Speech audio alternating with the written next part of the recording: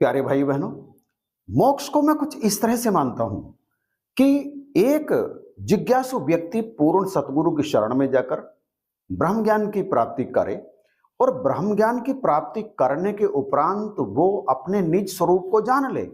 वैसे ब्रह्म का ज्ञान होते ही वो अपने निज स्वरूप को जान ही लेता है, क्योंकि एक जीव ब्रह्म के समान ही होता है, ब्रह्म का ही अंश होता है, तो वो ब्रह्म के जैसा ही होता है। तो ब्रह्म ज्ञान प्राप्ति के उपरांत वो अपने आप को जब जान लेता है और इस संसार के मिथ्यापन को भी जान लेता है, तो फिर उसे अपने आप को समस्त वासनाओं और समस्त कामनाओं से मुक्त करने का निरंतर प्रयास करते रहना चाहिए। और जिस दिन वो इस अवस्था को प्राप्त हो जाता है, उसी दिन वो मोक्ष के स्वरूप में विलीन हो जाता है, अर्थात उसका मैं मोक्ष में समा जाता है, वो मोक्ष प्राप्त कर लेता है।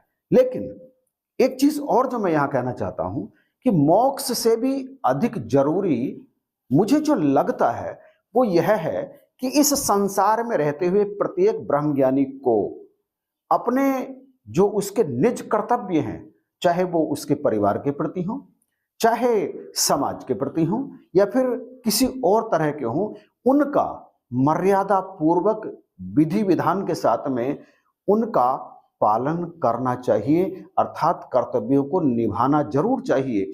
अगर एक ब्रह्मज्ञानी केवल मोक्ष की आकांक्षा करे, केवल अपने बारे में सोचे, बाकी ना परिवार के बारे में सोचे और ना ही समाज के बारे में कुछ सोचे, यदि वो ऐसा करता है तो फिर मुझे लगता है कि वास्तव में मोक्ष प्राप्त करना उस स्थिति में केवल सेल्फिशनेस ही होगा, केवल अपने लिए ही सोचना होगा।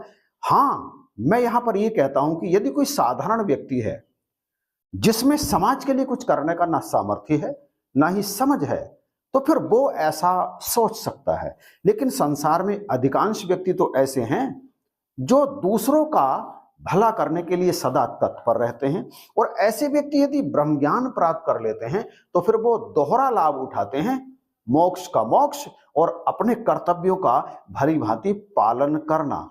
और ये बात मैं आपसे यूं ही थोड़ी कह रहा हूं, मैं इसलिए कह रहा हूं कि पहले भी गुरुओं ने इस बारे में अपने शिष्यों को बताया है। स्वामी रामकृष्ण परमहंस, सब जानते हैं ना उन्हें, और स्वामी विवेकानंद, उन्हें भी सब जानते हैं। विवेकानंद जी रामकृष्ण परमहंस जी के शिष्य थे।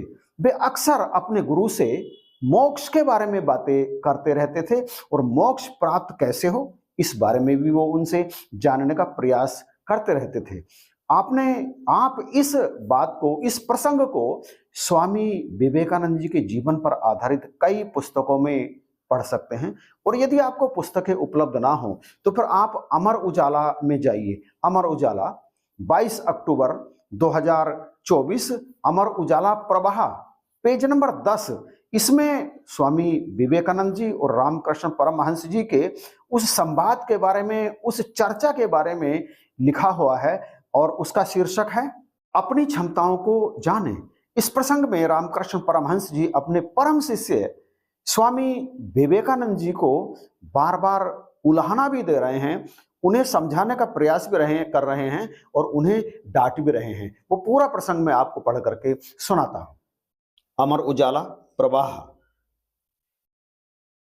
22 अक्टूबर 2024। अब आ जाइए नीचे। अपनी क्षमताओं को जाने। नरेंद्र को मोक्ष प्राप्ति की प्रबल इच्छा रहती थी। वह अक्सर मोक्ष के विषय में अपने गुरुदेव के समक्ष जिज्ञासाएं जाहिर करते थे।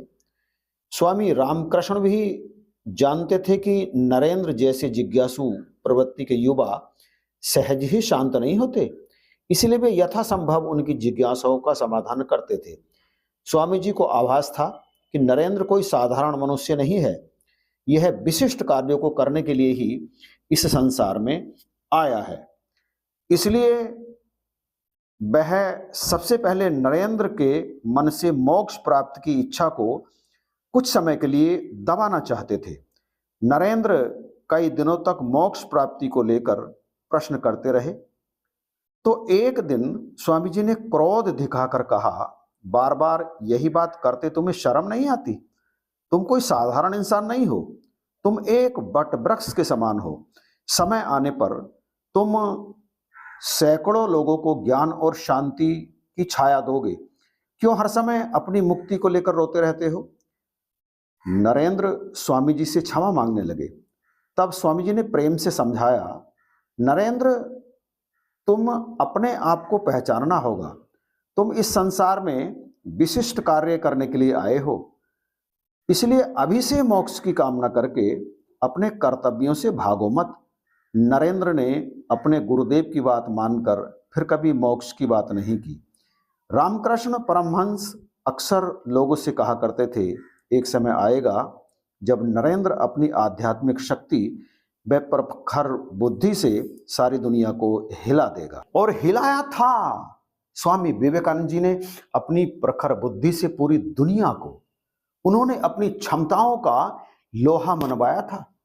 और इसीलिए यदि परमात्मा ने आपको प्रखर बुद्धि दी है, दया का भंडार आपके हृदय में भरा है और भी कुछ गुण आपको दिया है, तो आपको संसार को अपना गुण वो देना चाहिए, संसार के लोगों को जागृत करना चाहिए।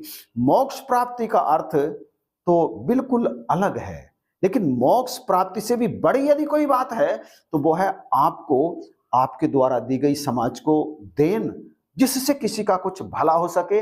तो परमात्मा बहुत अधिक खुश होते हैं। तो कृपा करो, बख्शिश करो। इसलिए गुरु की तरफ से आदेश दिया जाता है, गुरु की तरफ से तमाम प्रचारकों को नियुक्त किया जाता है। और इसलिए नियुक्त किया जाता है क्योंकि गुरु ने उनके अंदर कुछ क्षमताएं देखी हैं और उनकी क्षमताओं का उपयोग गुरु करना चाहते हैं। इसलिए गुरु की बात को शिरोधार्य करके मोक्ष की कामना को अभी फिलहाल हटा दीजिए। वो तो गुरु के अधीन है। जिस दिन गुरु आपसे खुश हो जाएंगे, मोक्ष और मुक्ति तो अपने आप ही प्राप्त हो जाएगी, क्योंकि मोक्ष मूलम गुरु कृपा। मोक्ष का तो मूल ही गुरु की कृपा है।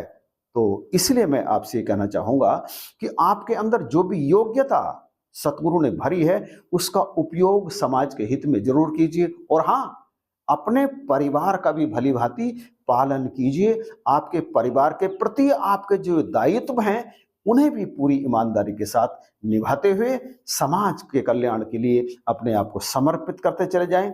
गुरु भी खुश हो जाएंगे और अंत में मोक्ष भी प्राप्त हो जाएगा। इन्हीं शब्दों के साथ आपसे इजाजत चाहूंगा। वीडियो देखने के लिए आपका बार बार धन्यवाद।